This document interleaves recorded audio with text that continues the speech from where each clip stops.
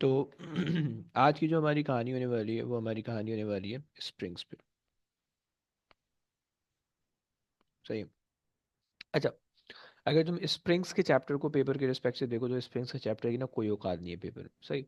Springs के chapter में occasionally जो है ना वो 1 या 2 MCQs तुम इमेजिन एक्सपेक्ट कर सकते हो। सम टाइम,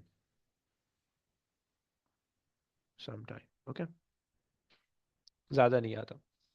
एंड सिमिलरली इसकी जो है ना पेपर में पेपर स्ट्रक्चर्ड क्वेश्चन में भी वेटेज बहुत कम है। सही है।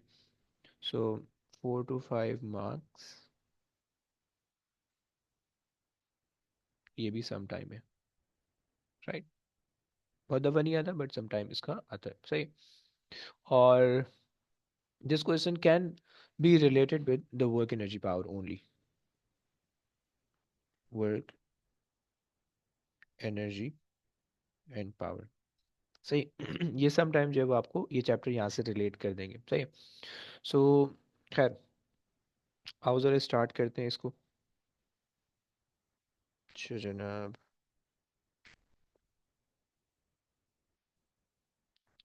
तो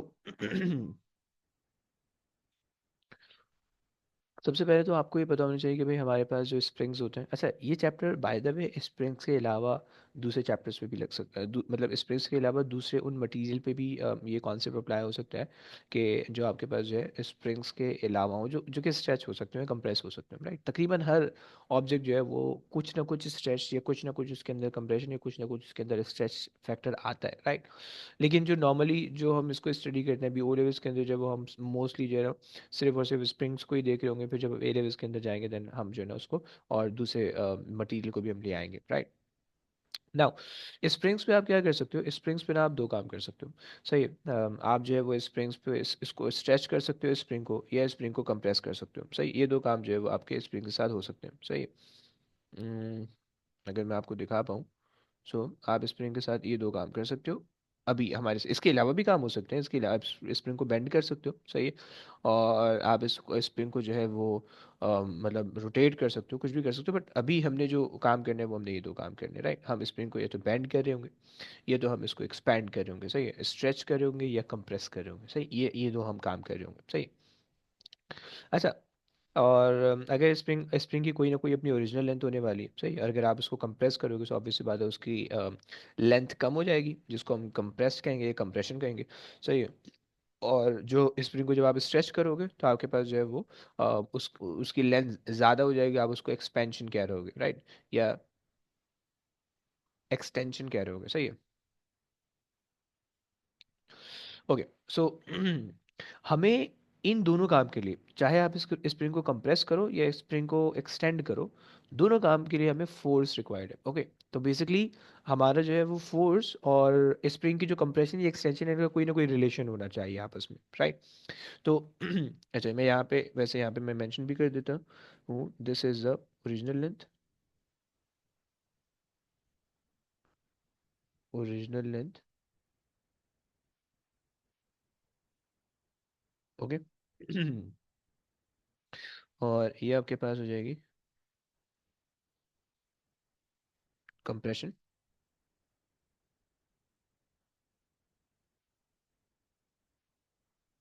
ओके। यानी less than the original length. Okay. और ये आपके पास हो जाएगा expansion.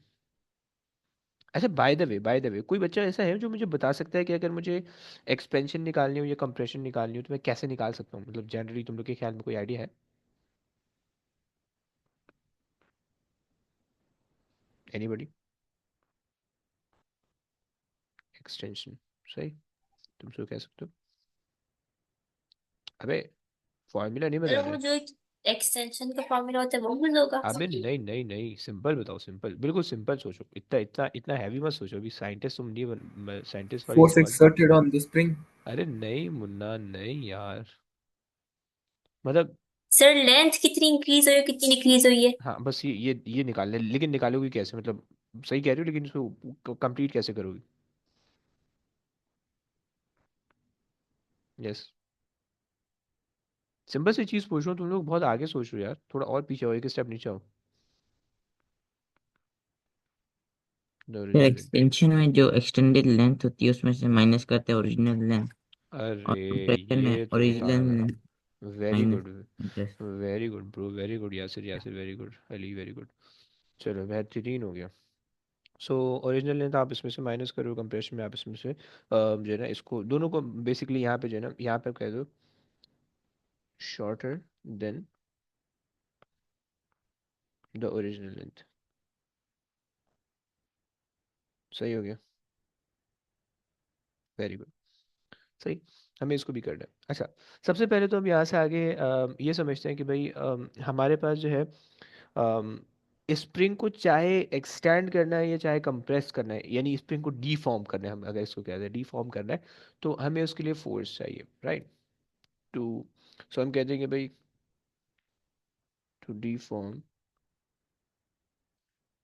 String spring, sorry, a force is needed. सही। अच्छा, अब अगर आप स्प्रिंग को स्ट्रेच कर रहे हो, तो आपको हम इस फोर्स को ना, इस टाइप की फोर्स को हम कहते हैं टेंसाइल फोर्स। ओके, इस टाइप की फोर्स को हम कहते हैं टेंसाइल फोर्स। सही है। शायद तुम्हें पेपर में भी वर्ड मिल जाए। सही है। या तुम इसको ना टेंशन भी कह सकते हो। सही है।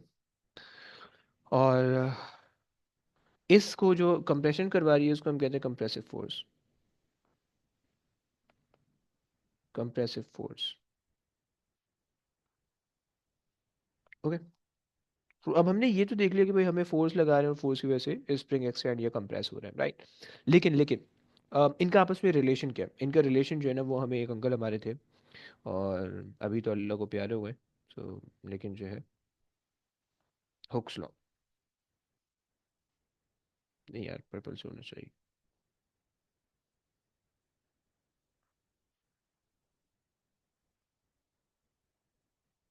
सही है, हुक्स लॉ। अच्छा जी। हुक्स लॉ जो है ना, ये जो साइंटिस्ट हैं इन्होंने बताया हमें कि भाई हमारे पास जो फोर्स है और जो हमारे पास एक्सटेंशन है, वो किस तरह से जो है वो रिलेट होती है। सही। सो इन्होंने हमें ऐसा बताया कि भाई फोर्स इज, या हम कहते हैं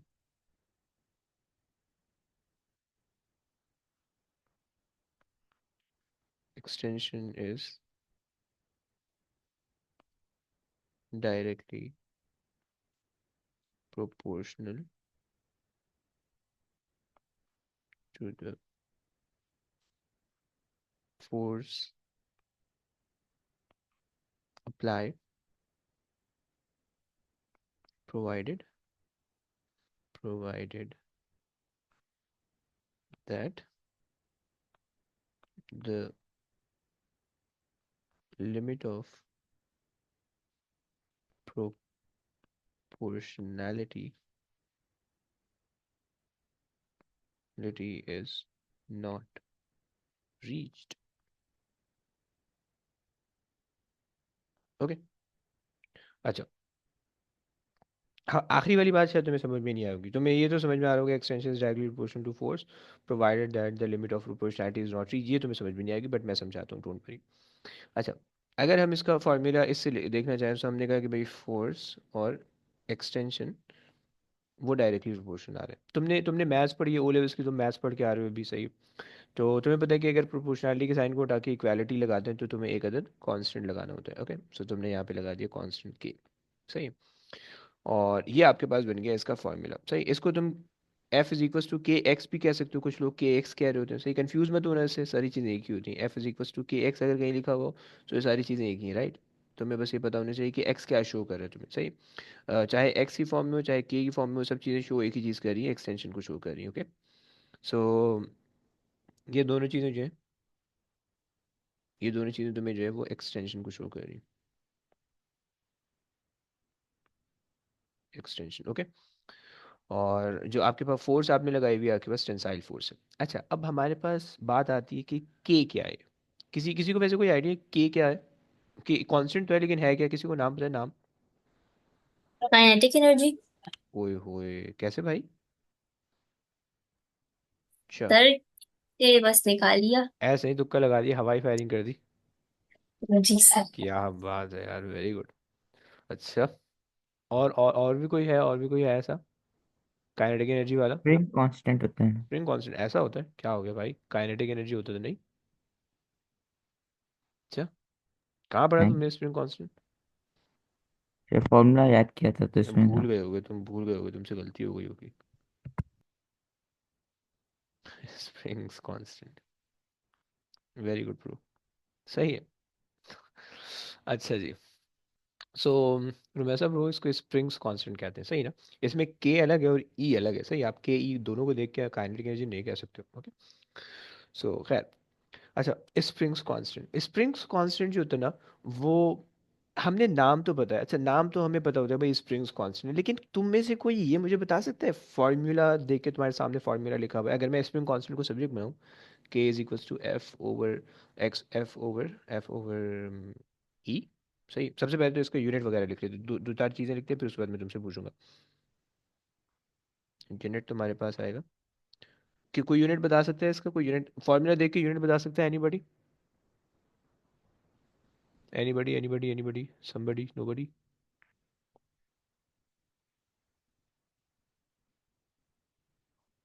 फॉर्मूला देख के यूनिट बता रहे हैं। तुम्हारे पास है फोर्स, तो फोर्स का आ जाएगा न्यूटन, और एक्सटेंशन है इसका आ जाएगा मीटर, डिवाइड इसमें है तो तुम कह दोगे पर मीटर, सही। ये तुम्हारे पास आ गया इसका यूनिट, सही। और ये तुम्हारे पास है scalar quantity,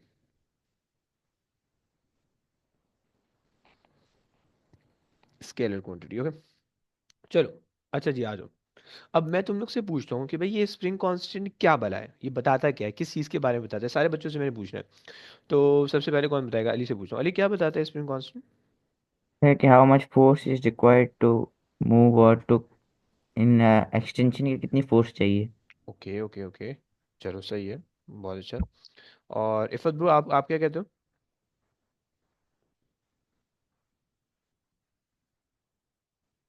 yes, Iffat available? Sir, for what? Hmm. For what? Like, what is the spring constant? Like, how can you explain it? Spring constant. Hmm. Hmm. Just look Sir, at the नहीं पता. formula. Yeah. चलो, कोई बात नहीं, कोई बात नहीं। और कौन है हमारे पास? ओके, रियाज, आपके जहन में कोई idea, Riyaz? Sir, how much force it takes to extend the spring? Something like that. Something like that, okay, very good. सही है, सही है, समवॉट सही है। फहद, फहद आप क्या कहते हो, Fahad? For springs constant, yes, कितना how much the spring can extend before breaking? Before breaking, okay. No, this is something else, कुछ और कॉन्सेप्ट है ये। अच्छा, ओके, रोहान, रोहान आपके जहन में कोई आइडिया, रोहान?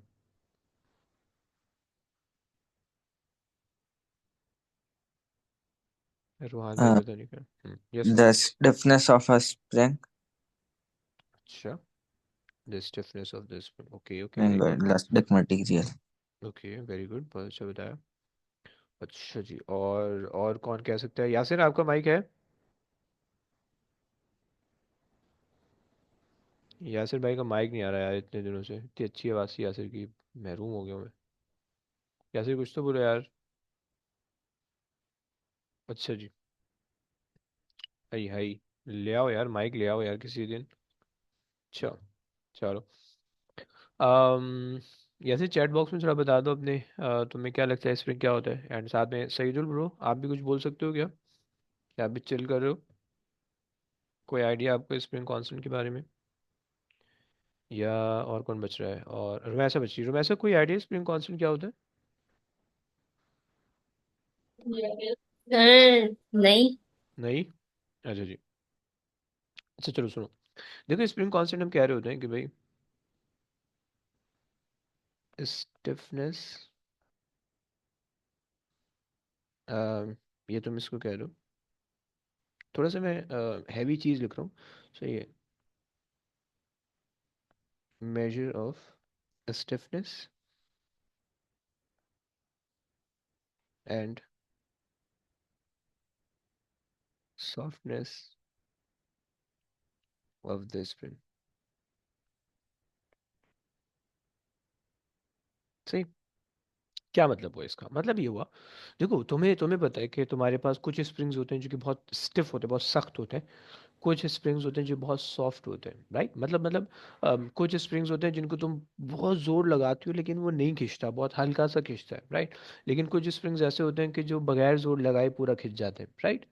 सो ये जो स्प्रिंग कांस्टेंट के जो होता है ना, ये आपको उनकी उसके बारे में बताता है, ओके? जिन बच्चों ने ये कहा कि भाई how much force is required to extend the spring, ये आंसर भी सही था, सही। लेकिन ये आंसर थोड़ा सा लेस कॉन्सेप्चुअल था। तुम फॉर्मूला को देख के बता रहे हो लेकिन शायद तुम इसको रियल लाइफ में अप्लाई नहीं कर सकते हो, सही। लेकिन रोहान ने इसमें काफ़ी अच्छा बताया दैट कि स्प्रिंग की स्टिफनेस या सॉफ्टनेस को बताता है, राइट? तुम कोई भी स्प्रिंग मैं तुम्हें दे दूं, सही, तुम उन दोनों स्प्रिंग को स्ट्रेच करके देखो या कंप्रेस करके देखो, तुम्हें खुद ही पता चल जाएगा कि whether the two springs have the same spring constant और नॉट, राइट? तुम्हें पता चल जाएगा, तुम खींचोगे तुम्हें पता चल जाएगा कि भाई इसको खींचने के लिए सेम फोर्स रिक्वायर्ड है या डिफरेंट फोर्स रिक्वायर्ड है, ओके?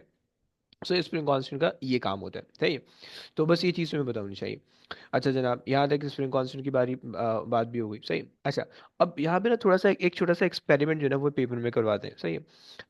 कि हम जो है वो किस तरह से जो है बल्कि बल्कि बल्कि चलो उससे पहले एक और चीज़ समझते हैं।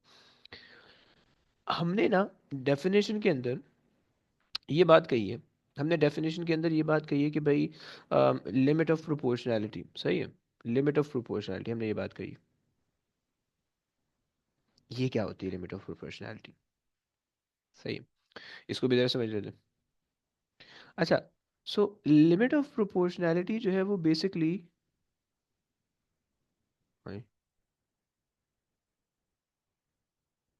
अगर हम लिखें लिमिट ऑफ प्रोपोर्शनैलिटी जो है वो बेसिकली हमारे पास ये होती है कि आपको किस पॉइंट तक जो है वो ये वाला फार्मूला अप्लाई होगा। देखो अब तुम जैसे ना स्प्रिंग को स्ट्रेच करो स्ट्रेच करो स्ट्रेच करते गए, तो ऐसा थोड़ी है कि हर हर फोर्स पे जो है ये formula F is equal to K E या के एक्स वाला फार्मूला अप्लाई होगा, ओके? सो हर हर पे नहीं होगा, बल्कि एक एक सर्टेन पॉइंट तक होगा। उस पॉइंट को हम लिमिट ऑफ प्रोपोर्शनैलिटी कहते हैं, सही। ये पिक्चर्स को नीचे ले आते हैं, कॉपी एंड पेस्ट। जनाब, अरे भैया,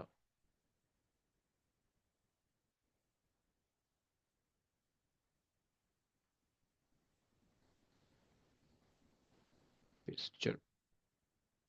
सो लिमिट ऑफ प्रोपोर्शनैलिटी हमने कहा,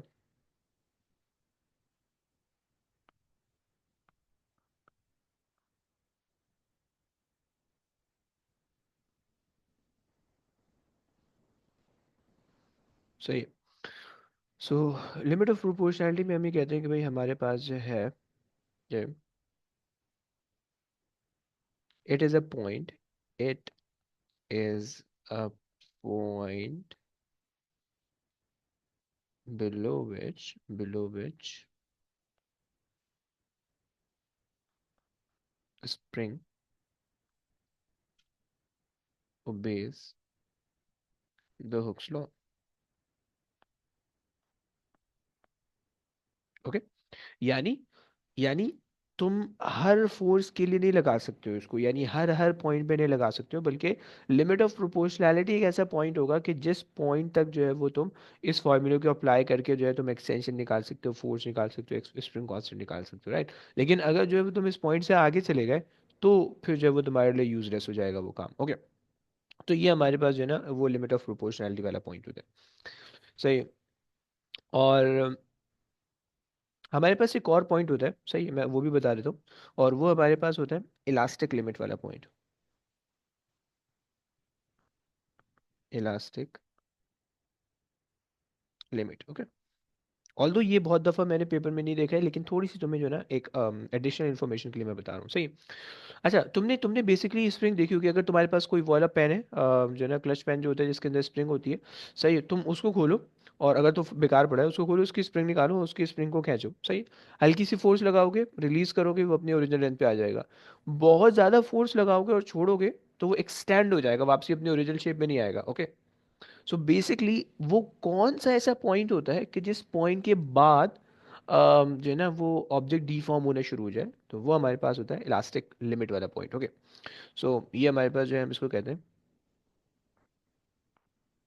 it is a point below which, ये तुम कह रहे हो point above which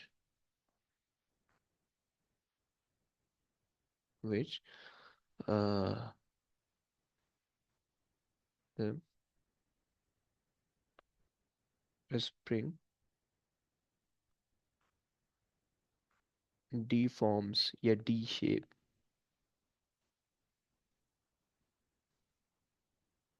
when the force is removed। Okay, यानी जो तुम जिस फोर्स को तुमने खींचने के लिए लगाया बता, जब वो तुमने रिमूव किए तो जो है ना तुम्हारे स्प्रिंग का बेड़ा गर्क हो चुका होगा। सही है। अच्छा जी, तो आ जाओ इनको ना आहिस्ता आहिस्ता समझते हैं। सबसे पहले तो हमें एक चीज़ ये देखनी है कि भाई हमारे पास जो है कुछ एक दो एक्सपेरिमेंट होते हैं, हमने उसको सबसे पहले समझना है। सही, पेपर में आ रहे होते हैं तो उसको भी समझ लेते हैं। देखो, एक एक्सपेरिमेंटल सेटअप है। सही, मेरे पास एक एक्सपेरिमेंटल सेटअप है, ये पेपर 4 के अंदर भी कभी कभार आ जाएगा, पेपर 6 के अंदर, एटीपी के अंदर। सही है, और यहाँ पे भी समझ लो। सही, तकरीबन दो एक ही चीज़ है। सही। अच्छा जनाब, बेसिकली हम क्या करना चाह रहे हैं, बेसिकली हम ये करना चाह रहे हैं कि हम अगर हमें स्प्रिंग की एक्सटेंशन निकालनी है तो हम क्या करेंगे। सही है, क्वेश्चन आपको ये पेपर 4 के अंदर भी आते हैं, थ्योरी के अंदर आते हैं। सही है, how to measure the extension of the spring. Okay, चलो। अच्छा, अब हमने क्या करना है, बहुत सिंपल सा कॉन्सेप्ट है, बहुत सिंपल सा। सही है, देखो सबसे पहले तुम ये वाली डायग्राम देखो। तुमने क्या किया कि स्प्रिंग को जो है ना अलग से लगाया विदाउट एनी लोड। राइट, अब देखो फोर्स को ना, फोर्स लगाने के लिए हम क्या करते हैं, हम जो है ना लोड लगा देते हैं, हम लोड इस तरह से लोड लगा देते हैं, इस तरह से। सही, हमारे पास जो है ना एक हैंगर होता है, हैंगर के अंदर ना 1 kg का, 10 kg के, 100 kg के ना मासेस होते हैं, उसे हमें दिए हुए होते हैं। सही, लैब में अवेलेबल होते हैं। सही, तुम उसको हैंग करोगे तो जो है ना स्प्रिंग स्ट्रेच होना शुरू हो जाएगा। सही, सो पहले हमने क्या किया, हमने पहले स्प्रिंग को जो है ना वो ऐसे ही विदाउट एनी लोड लगाया, और हमने जो है ना उसकी ओरिजिनल लेंथ हमने मेजर कर ली कि ओरिजिनल लेंथ कितनी आ रही है। सही है, ये हमने मेजर कर लिया। फिर हमने जो है स्प्रिंग को लोड, फिर हमने लोड लगाया उसके ऊपर। सही है, और लोड लगाने के बाद उसको एक्सटेंड करके देखा कि भाई हमारे पास क्या लेंथ आ रही है, तो और फिर हमने सब्ट्रैक्ट कर ली। सही, पहले क्या काम किया, हमने पहले किया कि भाई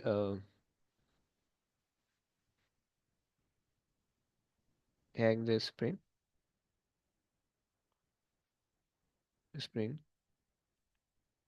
without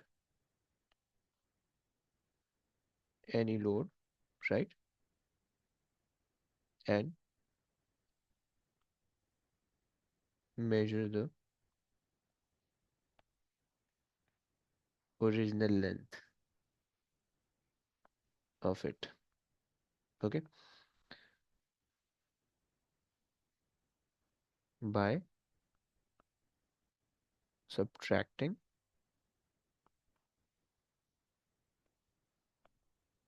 final reading with initial,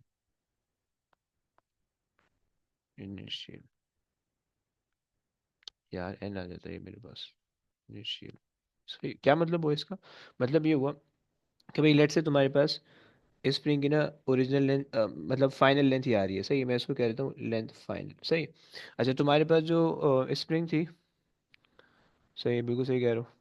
अच्छा, तुम्हारे पास जो तुम्हारे पास जो स्केल था वो लेट से ऊपर तक जा रहा था, राइट, यहाँ तक जा रहा है, इस तरह से। सही, अब तुमने क्या किया, तुमने इसकी ओरिजिनल लेंथ ले ली। सही है, तुमने इसकी ओरिजिनल लेंथ ले ली, लेट से यहाँ पे आ रही है। सही है, तो अब तुमने इसकी इनिशियल लेंथ ली, ओरिजिनल इनिशियल लेंथ। सही है, तुमने इनिशियल लेंथ ली और तुमने फाइनल लेंथ ली। सही है, अब तुमने लेट्स से इनिशियल लेंथ तुम्हारे पास आ रही थी 10 सेंटीमीटर पे। सही है, यानी इनिशियल पोजीशन 10 सेंटीमीटर पे आ रही थी, फाइनल पोजीशन जो है वो तुम्हारे पास आ रही थी 25 पे। राइट, तो तुमने क्या किया, फाइनल माइनस इनिशियल कर दिया, तुम्हारे पास ओरिजिनल लेंथ आ गई। राइट, फिर तुमने क्या करना है, दूसरा काम तुमने ये करना है कि भाई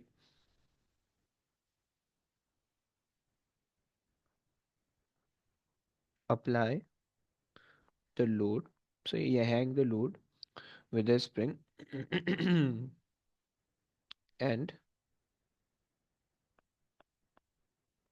measure the extension extended length। सही, ये काम हो गया। यानी जैसे ही तुमने स्प्रिंग वो किया, तो तुम्हारे पास यहाँ तक जा रही थी स्प्रिंग, तुमने इसकी ना एक्सटेंडेड लेंथ मेजर कर ली, ये वाला पॉइंट देख, सही। अच्छा जनाब, ये हो गया। फिर उसके बाद तीसरा काम क्या करना है? तीसरा काम तुमने ये करना है कि भाई तुम्हारे पास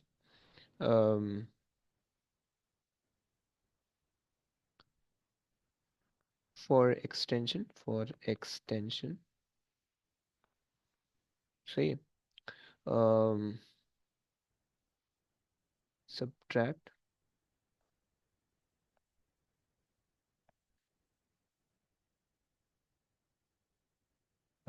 original length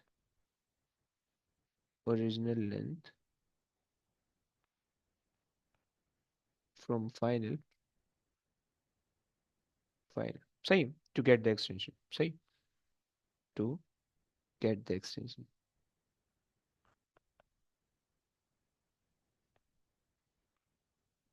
सही हो गया, ये बात हो गई।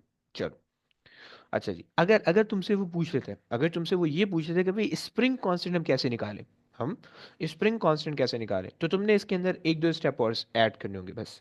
सही है, तुम्हें तुम्हें तुम्हें एक्सटेंशन तुम्हारे पास आ गई है, राइट। फॉर्मूला तुम्हें पता है कि भाई एक्सटेंशन ओवर एफ ओवर ई करोगे, तुम्हारे पास स्प्रिंग कांस्टेंट आ जाएगा, सही। सो अगर मैं यहाँ पे जो है ना ये चीज़ ऐड कर दूँ, for x for spring constant, come on, for spring springs constant सही। अगर तो तुम्हारे पास स्प्रिंग कांस्टेंट, किसी बच्चे ने कुछ लिखा है, हाँ हाँ हाँ, have to measure the initial and then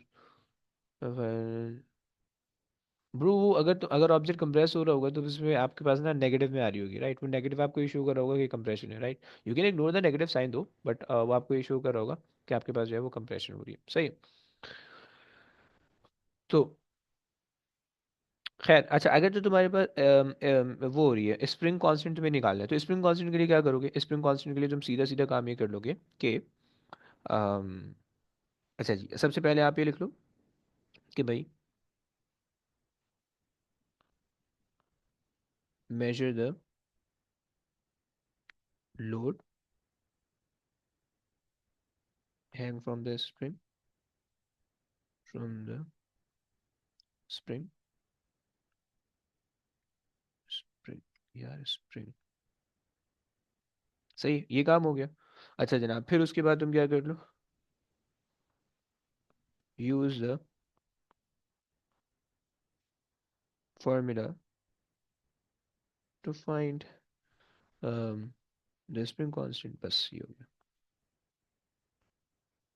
the springs constant। चलो बस, ये बात हो गई हमारी पूरी, सही।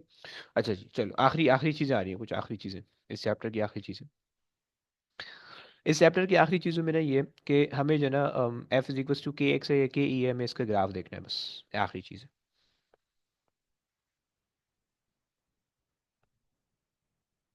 Graphs, okay. अच्छा, कोई मुझे वैसे प्रेडिक्ट कर सकते हैं कि अगर मेरे पास F is equals to K ई है, सही है, और मैं इसका ग्राफ बनाना चाह रहा हूँ, तो मैं इसका ग्राफ किस तरह का तुम्हें दिखेगा? Can anybody? Sir, diagonal, diagonal, okay. straight diagonal line. Okay, जो डायरेक्टली प्रोपोर्शनल वाला होता है, ऐसा? Yes. ओके, तो आप कहना चाह रहे हो कि अगर, अच्छा, सबसे पहले तो ना मैं यहाँ पे फोर्स ले रहा हूँ, सही है, इन न्यूटन, और मैं यहाँ पे एक्सटेंशन ले रहा हूँ इन सेंटीमीटर कह देते हैं, मीटर कह देते हैं, राइट। सो आपने कहा कि आपका ग्राफ बिल्कुल ऐसे दिखेगा, वेरी गुड, वेरी गुड, बिल्कुल सही कहा आपने, ओके। लेकिन अगर मैं यहाँ पे एक्सटेंशन ले लूँ, सही है, इन मीटर, और यहाँ पे मैं फोर्स ले लूँ, तो अब मेरा ग्राफ कैसे दिखेगा? क्या आपको डिफरेंस होगा? यस।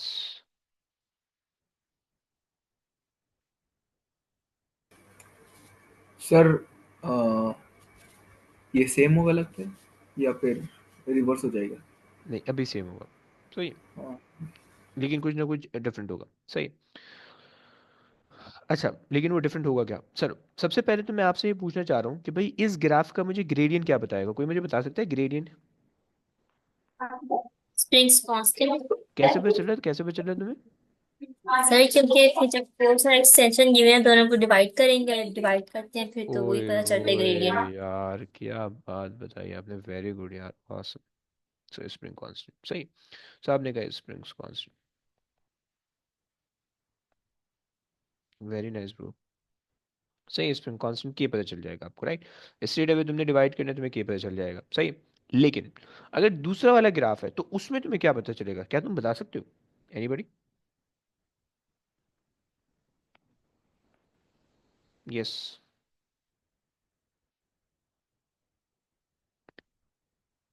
दूसरे वाले ग्राफ में क्या पता चलेगा? अगर अगर हम डिवाइड करें, डिवाइड डिवाइड करके देखें, सो ई ओवर एफ हमारे पास आया है, सही है।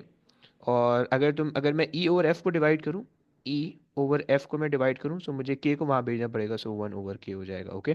सो इसका मतलब है कि मुझे जो है ये one over the spring constant बता देगा। क्लियर हो गया ना बच्चों? सो ये मुझे जो है one over the spring constant बता देगा, सही हो गया। सो ग्रेडियंट मुझे जो है वो one over the spring constant, सही। ये मेरे पास होता है ग्रेडियंट, और ये मुझे जो है one over the spring constant बता देगा, सही। चलो, वेरी गुड हो गया, वेरी गुड, सही। अच्छा जनाब, स्प्रिंग कांस्टेंट की मैंने बारे तुम्हें बता दी, सही है। लेकिन इस ग्राफ में कभी कभार कुछ थोड़ी बहुत चेंजेस भी आ जाती हैं। अच्छा, ये जो फाइनल वाला पॉइंट है ना, ये वाला पॉइंट हमारे पास है limit of proportionality, limit of proportionality. सही, ग्राफ में जो हमने बनाया था वो हमें, और जो ऊपर हमने डेफिनेशन में लिखा था वो हमें यहाँ पे ऐसा दिख रहा है, राइट? और यहाँ पे भी जो एंड पॉइंट है लिमिट ऑफ प्रोपोर्शनैलिटी, राइट? लेकिन अगर तुम इसके ग्राफ को थोड़ा सा और एक्सटेंड करो ना, तो यही ग्राफ तुम्हें जो है वो ऐसे भी दिख सकते हैं, सही है। वही ये तुम्हें ऐसे भी दिख सकते हैं, बिल्कुल सिमिलर ग्राफ, सही। अगर मेरे पास यहाँ पे फोर्स है, अगर मेरे पास यहाँ पे फोर्स है और यहाँ पे एक्सटेंशन है, और मैंने ये ग्राफ बनाया था यहाँ तक ऐसे, सही, लाइक दिस। तो अब ये ग्राफ जो है ना वो आगे जाके यूं बेंड हो जाएगा, ये बेंड हो जाएगा लाइक दिस, ओके। और ये आपके पास जो है ना ये वाला पोर्शन, ये आपके पास है elastic limit, right? This is your limit of proportionality, and this is your elastic limit, elastic limit, okay. And अगर मेरे पास इस एक्सटेंशन और फोर्स का ग्राफ है तो तुम्हें तुम्हें जो है वो इस तरह का ग्राफ दिखेगा, लाइक दिस, ओके। सो ये मेरे पास हो जाएगा लिमिट ऑफ प्रोपोर्शनैलिटी, और ये मेरे पास हो जाएगा इलास्टिक लिमिट, राइट? तुम्हें एक्सेस देखना है प्लीज, ओके। तुम्हें तुम्हें एक्सेस को खूब गौर से देखना है कि एक्सेस क्या दिया है। कभी कभार वो बोल देते हैं कि ग्राफ को कंटिन्यू कर दो, ओके। सो तुम्हें एक्सेस को देखना है, राइट? जब एक्सेस को तुम देखोगे तो तुम्हें पता चल जाएगा कि ग्राफ तुम्हें ऊपर टर्न करना है या नीचे टर्न करना है, ओके। सो एक्सेस अगर डिफरेंट होंगे तो तुम्हें उसी हिसाब से उसको कर्व करना होगा। इज दैट क्लियर बच्चों? ये हमारे पास हो गया ग्राफ। अच्छा जनाब, और एक चीज़ और मेरे जहन में आई थी, अभी निकल गई, सही। सो खैर, तो यहाँ पे हमारे पास जो है स्प्रिंग कांस्टेंट के ग्राफ मैंने आपको बता दिया। अच्छा, कभी कभार जो है ना स्प्रिंग कांस्टेंट के बजाय वो लेंथ की फॉर्म में ग्राफ दे देता है, स्प्रिंग कांस्टेंट की बजाय, राइट? एक्सटेंशन की बजाय वो लेंथ की फॉर्म में ग्राफ दे देता है, सही है। सो अगर जो तुम्हारे पास लेट से ऐसा कोई ग्राफ आ रहा है, सही है। बस मैं तुम्हें डिफरेंट ग्राफ दिखा रहा हूँ, समझा रहा हूँ कि तुम्हें क्या, तुम्हें जो है ना किस किस हिसाब से वो तंग कर सकता है, राइट? तुम्हारे पास यहाँ पे फोर्स दिया हुआ है, और यहाँ पे तुम्हें ना लेंथ दी हुई है, लेंथ, सही है। एक्सटेंशन नहीं दी हुई, राइट? तो अब तुम्हें पता है कि भाई स्प्रिंग की जाहिर बात है इनिशियली जीरो लेंथ तो नहीं होगी ना, उसकी कोई ना कोई ओरिजिनल लेंथ होगी, राइट? सो तुम्हें ग्राफ इस तरह से दिखेगा फिर उस केस में, सही। ये वाली जो होगी तुम्हारे पास ओरिजिनल लेंथ होने वाली है, ओरिजिनल लेंथ, सही। और ये जो होगी ना, ये तुम्हारे पास जो है वो एक्सटेंडेड लेंथ कहलाएगी, सही। Extended length, extended length, sir ये एक्सटेंडेड लेंथ हम फाइनल लेंथ भी बोल सकते हैं? यस, बिल्कुल कह सकते हो final length, right. Very good. और ये जो होगा ना, ये यहाँ से लेकर यहाँ तक का, ये तुम्हारे पास एक्सटेंशन होने वाले हैं। ओके, क्लियर हो गया बच्चों? ये तुम्हारे पास एक्सटेंशन होने वाले हैं। सही हो गया। चलो। अच्छा, और कभी कभार जो है ना, कभी कभार वो यहाँ पे फोर्स के बजाय ना मास भी दे देते हैं, मास। सही है। अगर तो तुम्हें मास दिया हुआ है तो ऑब्वियस सी बात है, तुम मास को 9.81 से मल्टीप्लाई करोगे, सो तुम्हें पता चल जाएगा कि तुम्हारे पास जो है ना वो फोर्स कितनी आ रही है या वेट कितना आ रहा है, राइट। और वेट जो है वो तुम्हारे पास फोर्स होती है, तुम्हें ये बात पता है, पिछले चैप्टर पढ़ के आ रहे हो, राइट। सो ये हमारे पास जो है कुछ थोड़ी बहुत बेसिक अंडरस्टैंडिंग थी इसके चैप्टर की। चैप्टर हमारा निमट गया, सही। इससे कुछ एमसीक्यूज कर दे, और थ्योरी जो है वो तुम्हें होमवर्क के तौर पे दूंगा, राइट। तो आज चलो।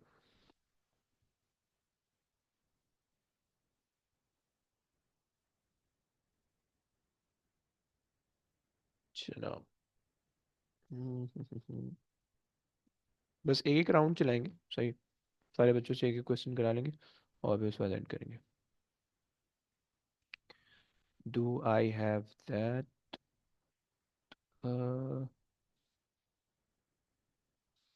हम्म।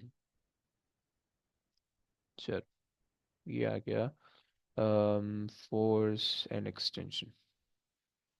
चुप रहा है। बहुत सिंपल से क्वेश्चन है, बहुत बेकार बेकार से क्वेश्चन, बल्कि तुम्हें लगेंगे लाइक तुम ऐसे बैठे बैठे जरा निपटा दोगे इस क्वेश्चन को। आज जरा रीड करवा लेते। ओके, कौन करवाए पहले क्वेश्चन? पहले क्वेश्चन रोहान से करवाते हैं। रोहान जरा पहले क्वेश्चन रीड कर लो please.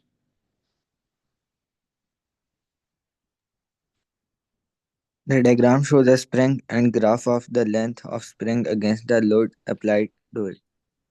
Hmm. What is the extension of spring when load of 40 Newton is applied to it? Fine. उसने कहा कि मैं लोड ऑफ 40 न्यूटन। ओके, तुमने देखा वर्ड, देखा 40 न्यूटन का? 40 न्यूटन इधर आ रहा है। अब देखो उसने ना कुछ चीजें दी। देखो ग्राफ जब भी आएगा तुम्हें एक्सेस चेक करना है सबसे पहले। एक्सेस देखो उल्टे दिए हुए, फोर्स ऊपर ऊपर की बजाय नीचे दी हुई है, राइट। फोर्स जनरली ऊपर होनी चाहिए, फोर्स जनरली वाई एक्सेस पे होनी चाहिए, right. Force generally Y axis पे होनी चाहिए, फोर्स का अपना axis Y axis, okay. Length of X axis पे होनी चाहिए, राइट। तो तुम्हें उल्टा दिया हुआ है, सही। अच्छा जनाब, 40 आ रहा है, 40 न्यूटन ये आ रहा है, सही। तुमने तुमने मेजर कर लिया, ये आ गई तुम्हारी final length. Final length, इफत bro ने जैसे कहा, final length, okay. Initial length कितनी है? इनिशियल लेंथ ये आ रही है, सही है। 2.2, 2.4, 2.5, ओके। सो तुम्हारे पास कितना आ जाएगा? 4 - 2.5 करोगे 1.5 बच जाएगा। ऐसे ही चैट बॉक्स वाली इमाम क्या कह रही है? ओके 1.5, वेरी गुड, सही हो गया। Yes. अच्छा जनाब, सही। अच्छा अगर मैं तुमसे पूछूं रोहान, अगर मैं आपसे पूछूं इसकी ओरिजिनल लेंथ कितनी है, तो आप ओरिजिनल बता सकते हो? रोहान, ओरिजिनल लेंथ बता सकते हो? Sir, 4? 4 ओरिजिनल लेंथ नहीं, 4 तो एक्सटेंशन प्लस ओरिजिनल लेंथ आ रही है ना। देखो लेंथ, Uh, स्प्रिंग की अपनी लेंथ ये हुई होगी, सही है, 2.5। Very good. स्प्रिंग की अपनी लेंथ जो है वो 2.5 होगी, सही है। फिर जब तुमने एक्सटेंशन किया तो 1.5 और स्प्रिंग जो है वो एक्सटेंड हो गई, राइट। सो इनिशियली 2.5 थी, और फिर जो है ना उसके अंदर 1.5 की तुमने एक्सटेंशन कर दी, राइट। समझ में आ रहा है भाई? yes. सर, बोलो बोलो। अगर इधर इन लोगों ने बोला है हम्म। कि स्प्रिंग का कांस्टेंट फाइंड करो, तो हम लोग 1/k क्या करेंगे ने? एक्चुअली यस, मतलब आपने पहले ग्रेडियंट निकालना है, और फिर जो भी आपका ग्रेडियंट आएगा इसका 1/k कर दोगे, राइट। मतलब आप जो वो 2 पॉइंट ले लोगे, लेट से एक पॉइंट ये वाला ले लो, और एक पॉइंट इधर ले लो, ये ले लो आसानी के लिए, राइट। फिर इससे जो भी ग्रेडियंट आएगा, जो भी ग्रेडियंट की वैल्यू आएगी, फिर उसको आपने 1/आंसर करना है, सही है। मतलब आंसर यहाँ पे ग्रेडियंट, तो उससे फिर जो है आपके पास आंसर आ जाएगा, राइट। शायद आगे ऐसे क्वेश्चन आए। चलो आगे आ जाओ। रुमैसा, रुमैसा आ जाओ, जरा ये करवा दो please. Different loads are hung on a spring. This diagram shows the length of the spring without the loads attached. What is the extension of the spring when load is 400? हम्म। रुमैसा, उसने ओरिजिनल लेंथ आपको बताई हुई? These are 20 centimeter. 20 centimetre, very good. अच्छा उसने अच्छा उसने जो है आपको एक्सटेंशन, अच्छा वैसे उसने recommend the spring load 400 Newton, अगर उसने ओरिजिनल लेंथ 20 सेंटीमीटर बताई हुई हो, जब आपने 400 न्यूटन का लोड लगाया है, तो एक्सटेंशन 65 हो रही है, तो अगर मैं ओरिजिनल में से माइनस कर दूं तो मुझे एक्सटेंशन मिल जाएगी, जी सर। है ना? तो 55 मेरे ख्याल से, 45 सर। 45, सॉरी सॉरी 45 समझ में आया ना? जी अच्छा सर। इन केस अगर अगर वो तुमसे ये पूछ लेता कि 200 न्यूटन पे क्या एक्सटेंशन आ रही है, तो आप क्या कहती? सर फिर 40 - 20 होता। वेरी गुड, तो आपके पास 20 आ जाता, ओके। और अगर अगर इस केस के अंदर वो तुमसे पूछ लेता कि स्प्रिंग कांस्टेंट क्या है, तो क्या कहती, कैसे निकालती? सर फिर जो जो फोर्स है, जो भी वाला उस फोर्स हो उसको डिवाइड कर देंगे लेंथ से। अच्छा अगर मैं 200 की फोर्स ले लूँ तो फिर मैं मुझे किससे डिवाइड करना होगा? 40 से। नहीं ब्रो, 20 से ना, जो एक्सटेंशन है उससे डिवाइड करते हैं ना, गेटिंग? तो एक्सटेंशन ही तो हो रही है 40 सेंटीमीटर वैसे पर। उसके अंदर तो ओरिजिनल लेंथ भी है ना, ओरिजिनल को हटा के ना, अच्छा अच्छा। सही है ओके। ना? चलो सर वेरी गुड, बोलो बोलो कौन बोला? इस 200 न्यूटन में ये 20 सेंटीमीटर और एक्सटेंशन हो रहा है नहीं, और इधर लेकिन इधर 400 न्यूटन में सिर्फ 15 क्यों हो रहा है? मुमकिन है कि आपके पास जो है वो स्प्रिंग जो है वो लिमिट ऑफ प्रोपोर्शनैलिटी को रीच कर गई हो। तुम्हें ग्राफ याद है? ग्राफ हमने कहा था, हमारे पास जो है ना फोर्स और एक्सटेंशन का ग्राफ है। फोर्स और एक्सटेंशन एक पॉइंट पे डायरेक्टली प्रोपोर्शनल होते हैं, राइट? कि तुम जितनी फोर्स लगाओगे उतनी एक्सटेंशन होगी, जितनी फोर्स लगाओगे उतनी एक्सटेंशन होगी, लेकिन सम आफ्टर सम पॉइंट वो ग्राफ बेंड होने लगता है, राइट? कि तुम फोर्स अगर डबल भी कर दो तो एक्सटेंशन डबल नहीं होती, सही है ना? सही है। सर सो अब इस केस के अंदर आप ये कह सकते हो कि लिमिट ऑफ प्रोपोर्शनैलिटी जो है वो ऑब्जेक्ट की अचीव हो गई है, उससे उससे आगे हम काम कर रहे हैं, राइट? वेरी गुड क्वेश्चन, सही है ना? समझ गए भाई? Yes perfect, sir. Very nice. आ जाओ भाई। अच्छा ये फालतू क्वेश्चन है, आसान से हो जाएगा ये भी। What is the name given to the force that stretch the spring? अच्छा फोर्स, अब यहाँ पे जाना, हम यहाँ पे वेट वेट से यूजुअली स्प्रिंग को वो स्ट्रेच कर रहे होते हैं, सही है, आसान सी चीज़ है। अच्छा जनाब चलो ये करा दो, कौन कराएगा? रियाज जरा ये रीड कर लोगे please. Okay, sir. Diagram 1 shows a beam balance. A beaker with a wire loop balances the standard masses. The beaker is then removed and hung from a spring. The spring extends by 5 centimeters as in diagram 2. The experiment is repeated with the same apparatus on the moon where the acceleration of free fall is less than Earth. Which statement describes what happens on the moon? Hmm,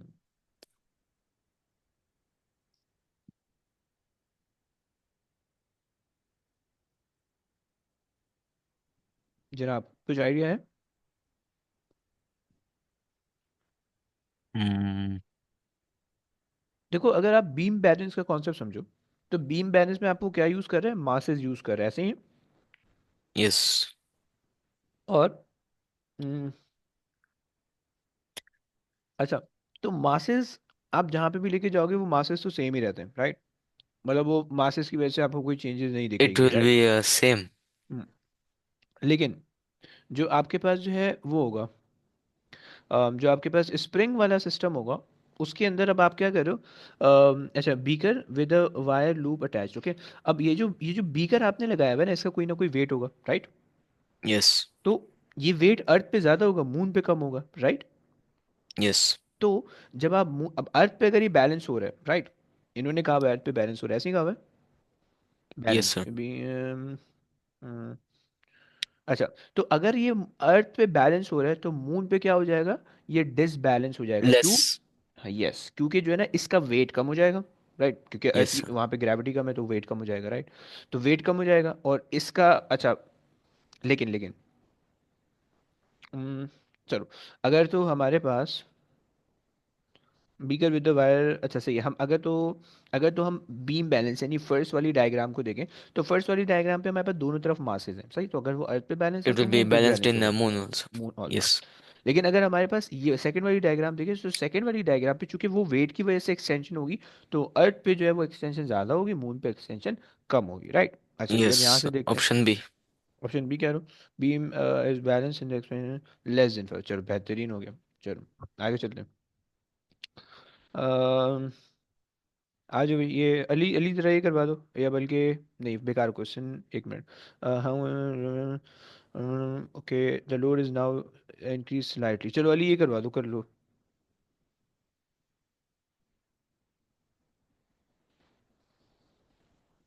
A load is hung from a steel wire. The load is increased. The length of a wire increased until the limit of proportionality is reached. The load is increased slightly. What happens? The extension of wire increases and the wire no longer obeys Hooke's law. ये answer है। हम्म, okay, क्योंकि उसने आपसे कहा है कि वो जो है लिमिट ऑफ प्रोपोर्शनैलिटी रीच कर चुके हैं, राइट?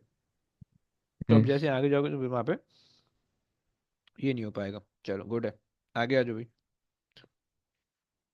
इफत ब्रूस, ये वाला सॉल्व करवा दो please. The graph shows how the length of a spring changes when the stretching force is increased. In the Hooke's law region, what is the spring constant for the spring? अच्छा, मुझे बता सकते हो कि Hooke's law reason कहाँ पे? Hooke's law region? Hooke's law sir region वो किस ग्राफ में? that point, वो point 20. ये वाला राइट? Yes. ये वाला पॉइंट राइट? जहाँ पे भी बेंडिंग आएगी वो हुक्स लॉ से बाहर हो जाएगा। ओके, ऑलवेज रिमेंबर, जहाँ पे भी बेंडिंग आएगी वो हुक्स लॉ से बाहर हो जाएगा स्ट्रेट अवे। चलो, अच्छा जी, इफत ब्रो मुझे बताओगे कि अगर हमारे पास ग्राफ गिवन हो तो हम कैसे जो है ना वो निकालते हैं स्प्रिंग कांस्टेंट?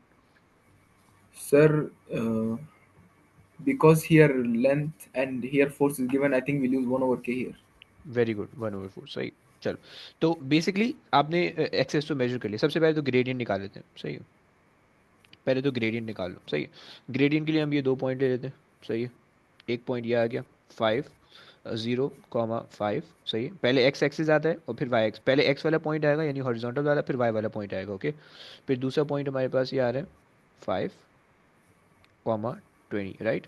चलो, ग्रेडियंट के लिए हम क्या करते हैं, y2 - y1, राइट? अगर मैं इसको x और y, इसको मैं कह देता हूँ x1 y1 x2 y2, right? So y2 which is 20 minus y1 which is 5 divided by x2 which is 5 minus 0, right? तो तुम्हारे पास आ जाएगा 15/5, सही? तो आ जाएगा 3, सही। अच्छा, अब तुम्हें ये बात पता है कि ये जो ग्रेडियंट हमारे पास आ रहा है, this is not actually directly the spring constant, okay? Rather 1/k is basically the gradient in this case, right? चलो, तो अगर मैं इसको डिवाइड कर दूं, यानी 1/3 is equal to the grade is equal to the spring constant, तो मेरे पास आंसर आ जाएगा, सही? सो कितना आ रहा है? D, sir. सही, D, डी आ रहा 0.3. है, वेरी गुड वेरी गुड, सही हो गया। अच्छा जनाब, चलो एक और कर लेते हैं, एक आखिरी कर लेते हैं, सही? बाकी इसके अलावा तकरीबन, अब देखो ये उसी तरह से आ रहा है स्प्रिंग कांस्टेंट यहाँ पे, लेकिन लोड और स्प्रिंग ये दी हुई है, सही है? और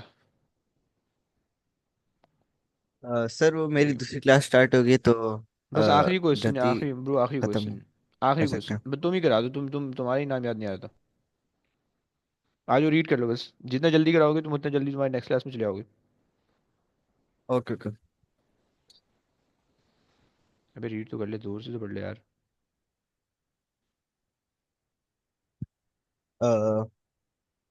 A student wishes to determine the spring constant of a spring where it obeys Hooke's law. Different loads are hung from the spring and its length is measured for each different load. The table shows the results of the experiment. What is the value of the spring constant of the spring? हम्म, अच्छा वैसे अगर आप देखो कि आप जो है वो 2 और 2 का लोड यहाँ पे आपने इंक्रीज किया, राइट? यहाँ पे आपने 1 का इंक्रीज किया। जी जब आपने 0 का लोड, कोई भी लोड नहीं था तो आपके पास स्प्रिंग एक्सटेंशन थी 12, और जब आपने 2 का लोड इंक्रीज किया तो आपके पास एक्सटेंशन कितनी हो गई? 8 सेंटीमीटर की एक्सटेंशन आई, दिख रही है ना आपको? जी जी। और और फिर 2 से फिर से इंक्रीज किया, फिर से 8 सेंटीमीटर से इंक्रीज हुआ। फिर 8 हुआ, सही है? लेकिन फिर 1 सेंटीमीटर से इंक्रीज किया और फिर 10 सेंटीमीटर से इंक्रीज हुआ। 10, इसका मतलब है कि ये यहाँ पे कुछ गड़बड़ हो गई है, ये कुछ गड़बड़ है, ऐसे ही यहाँ पे उसकी लिमिट रीच हो रही है। लिमिट रीच हो गई है। Very good, limit of proportionality से आगे निकल गया, right? So you are not जी अलाउड टू जी। Use this values in your spring constant calculation, समझ रहे ना भाई? जी जी चलो, तो अब आपको पता है कि भाई स्प्रिंग कांस्टेंट होता है K is equal to F over E. सही, आपको पता है कि हमने जब जब 2 न्यूटन की फोर्स बढ़ाई है तब तब हमारे पास जो है वो 8 सेंटीमीटर की एक्सटेंशन आई है, राइट। सो 1/4 जी। 0.25 डी। ओके, चलो, बस हो गई आज की कहानी, हो गई। अब ये स्प्रिंग ओके। कांस्टेंट हो गई है। मैं हाँ प्रॉबेबली इसके जो है ना एमसीक्यूज, कुछ 2-4 एमसीक्यूज बचे हैं, सही है, उनको अटेम्प्ट कर ही लेना। जो जो तुम्हें मुश्किल लगे ना उनको अटेम्प्ट कर लेना, 2-4 एमसीक्यूज। और थ्योरी के क्वेश्चन मैंने उनके भेजने हैं, सही है। थ्योरी के 5 क्वेश्चन ओके और ओके सारे एमसीक्यू, सही है। तो ये तुमने अटेम्प्ट करना है, ये ओके होमवर्क है, सही है। और जो मोमेंट का दिया हुआ है ये नेक्स्ट क्लास ओके। में सैटरडे तक होना चाहिए, सही। चलो, बस अब आज की कहानी इधर रखते हैं। अब अल्लाह इंशाल्लाह जो है हाफिज। वो नेक्स्ट क्लास में लगा दूंगी। चलें, okay okay guys, take care, अल्लाह हाफिज। Assalamu alaikum, sir. Right. खुदा वालेकुम Sir. अस्सलाम, अल्लाह अल्लाह हाफिज, अल्लाह हाफिज।